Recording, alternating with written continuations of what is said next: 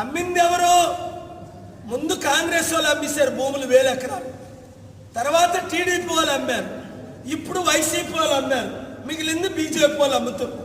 ఇప్పుడు అంటాడు వెళ్ళి చంద్రబాబు నాయుడు నేను ఆపేస్తాను. అరే బుద్ధి లేని ఒళ్ళు మండిపోతుంది నాకు వీళ్ళ మీద.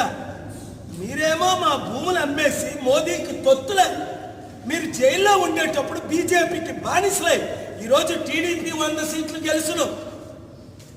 ఎందుకు గెలరు అంటే బీజేపీకి బానిసలై క్రిస్టియన్ ముస్లిం 30% ఓట్లు పోగొట్టుకున్నందుకు.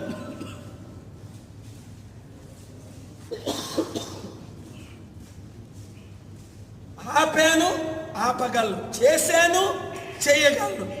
ఎలక్షనే ఏప్రిల్లో జరగవలసింది మార్చి 12న ఆర్డర్ తీసుకొచ్చి మేకు పోస్ట్పోన్ చేయించారు. గవర్నమెంట్